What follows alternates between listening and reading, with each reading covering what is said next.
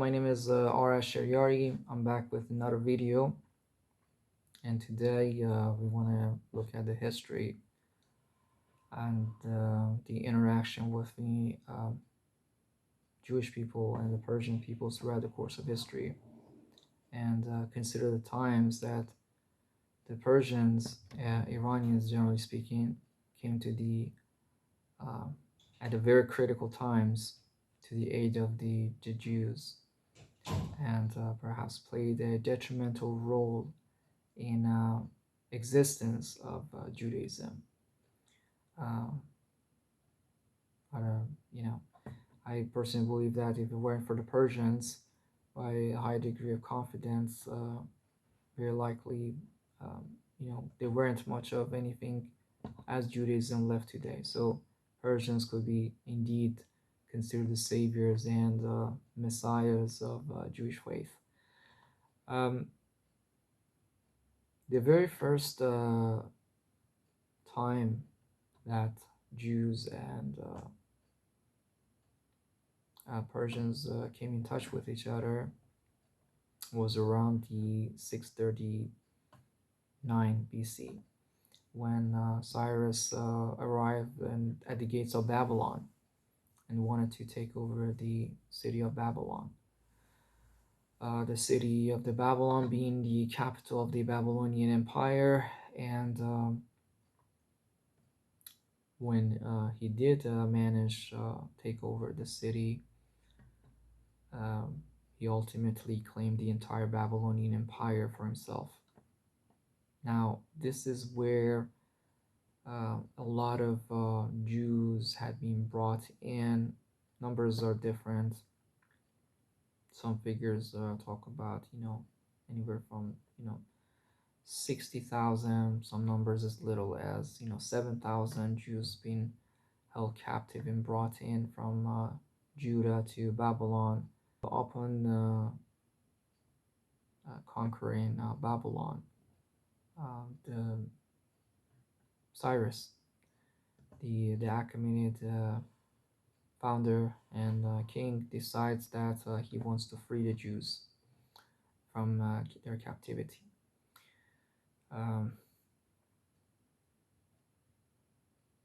He pays Jews a massive sum of money, a route of passage, a sizable army to act as their guardian and their bodyguards to return to Judah. You may imagine the amount of energy put into this. Why would you want to, put such a massive amount of energy into somebody's aid? This is, I think, goes beyond generosity. Either way, it's worth mentioning that when Babylonians attacked Judah prior to their freedom from Babylon, around 689 BC, the first temple being a very sacred site for the Jews, for the ancient Israelites religion, that is, it was destroyed. So destruction of the first temple played a massive role in the morality and the Jewish faith. Upon returning to Judah with the money, the funding, that is, and the supervision and the protection of the Persians, Jews managed to build themselves the second temple, also named as the Temple of Solomon. And further on, under their protection, then again, Judah managing to taking off and progressing and thriving. Moving on, we're talking about the time of enactment or adoption of Christianity in a state as a state religion by the political entity presiding over the Roman Empire. Augustus, around 300 Common Era, finally creates the arena and the atmosphere that leads to the growth of Christianity itself being actually the sect of Judaism anyways. Uh, and suddenly the Jews not be willing to convert to Christianity become a subject of diabolic, satanic persecution from the very Christian brothers of them, actually. This is a very interesting phenomena that happens. And you see a trace of that, well, to begin with, within the Jewish tribes, the ancient Israelite religion. Um, Moving on to the time of the uh, development, the advent and development of Christianity. Different tribes, Hasidic, Edomites, um, the different dynasties of the Jews, the Herodian, for example. The What ensues is the flee of the Jews from the Roman Empire, from Jerusalem, Bethlehem, um, the surrounding area of the where today Israel is, in fact, and fleeing eastward for their lives, seeking refuges at the Persian territories. Persians accept Jews as the refugees, and they welcome them and grant them indeed Persian citizenship. In fact, um, and new cities actually get built for them to begin with. New city or cities, one of them being the current Isfahan, or Sepahan as it was previously named, and originally actually being called Yahudiya, or Judah, if you will want to translate to English. Um, and The majority of the um, citizens of this city are being Jewish anyways. A lot of the Jews made their way to the political system, that is to the top aristocracy. Now this is not something that you would expect some minority that is disregarded to be capable of. So there is a third timing when, due to political explicit ambitions of the Roman emperors, mainly Maurice Focus, um, a series of wars breaks between the Romans and the Persians. Christianity now um, is explicitly coming in and is branding itself as that, look, we're not here for religion necessarily. We're just using this public relation, the medium, to push our political agenda. And the dispute happened over the area of Lazika. It's a territory roughly in the um, among the current country of Georgia, the Georgians. So the Lazikas being the ancestors of modern day the Georgians at that time, having had not only blood ties, but also being part of the Persian Empire for centuries. Suddenly, with the advent of Christianity, they decide that, oh no, you know what, we really want to be with the Roman side, and they switch their religions to the Roman Empire.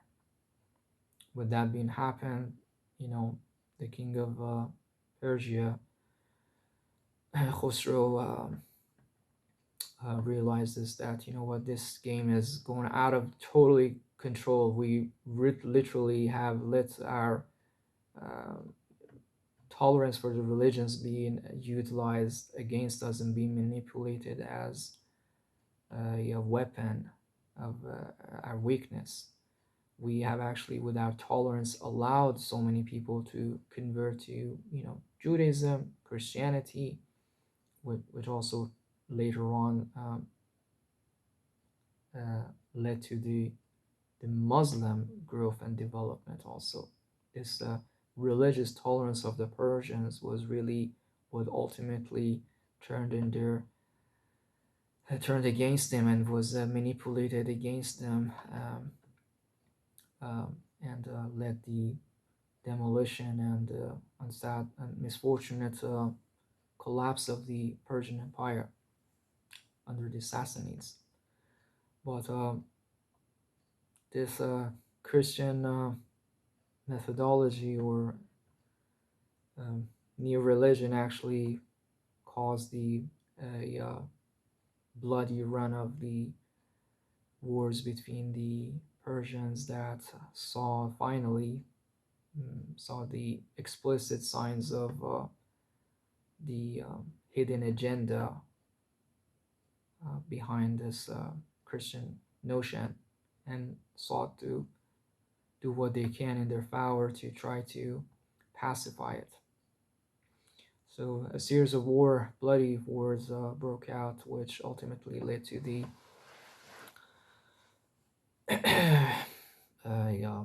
conquest of Jerusalem by Persians. Now, Romans, Jews being a minority and being persecuted through the Roman Empire throughout this whole time, actually identified with the Persian cause.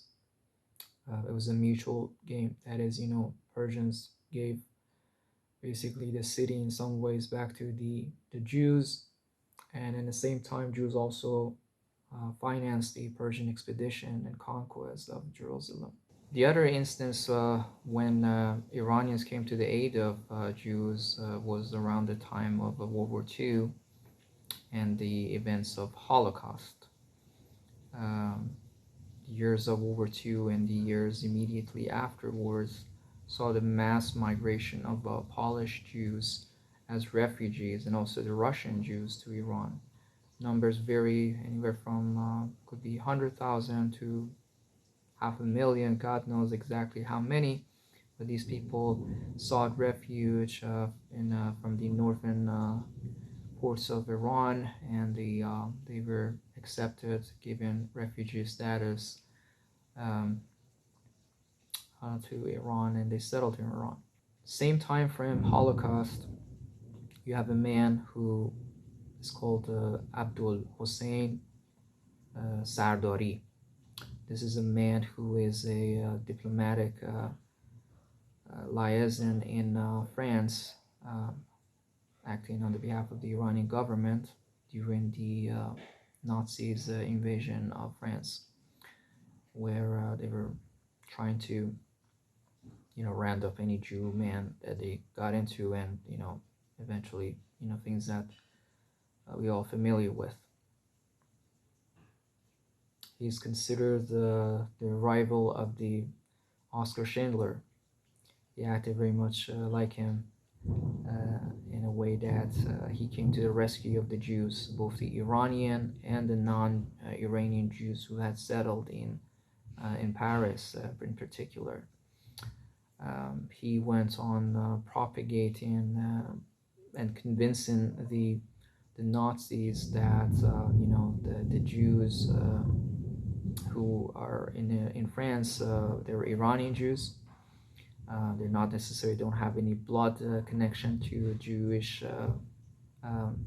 race, if you will. And he gave them, Iranian passport to give them the right of passage to, number one, to flee France, and number two, to land in Iran. A lot of them also use this passport to seek a refugee to other countries like United States, Britain, and so forth. Next time that this Iranian aid comes to the rescue of the Jews, has to do with the advance of the nascent state of Israel, 1920s um, 21 going forward, where there was this potent, organized movement towards the establishment of the State of Israel, and ultimately the 1948 establishment of State of Israel. Mossadegh himself being a democratically elected prime minister of Iran and also the Shah of Iran, they maintained a position contrary to the Muslim blockade towards Israel, and maintained diplomatic and commercial ties to Israel. Um, the highlight of this course was the 1973 Arabs oil blockades of the Allies who were in support of the Israel. The, uh, the Arab oil blockade of Saudi Arabia, Kuwait, um, didn't just go in as far as the framework of the oil, was a total dismantle of any commercial ties. Algeria, for example, Tunisia, these are the countries that also joined the movement. Total dismantle of any kind of commercial relationship and diplomatic ties with Israel. The economy of the Allies and Israel went under a huge amount of pressure, if to say the least. The oil spike of 1973 and the oil crisis of 1973, is indeed the highlight of this. Now, um, Israel, um, United States, Britain, um, the Dutchland, um, Netherlands, that is, um, South Korea, Japan are the some of the allies that suffered through the course of this time, and the Shah of Iran is the only country, is Iran, that emerges as the savior of this crisis and this collapse that is facing the allies. Uh, so yeah, he starts exporting oil and also the needed farm products, if you will, that was necessary for the thrive of Israel and the other allies to make up for the loss of this blockade. And under his aid to the state of Israel, Israel managed to get a new boost and managed to get itself out of this massive adversary that was created right next door by the coalition of the Arab and Muslim states, including after Egypt, Jordan, Kuwait, Saudi Arabia, Algeria, Tunisia, and so forth.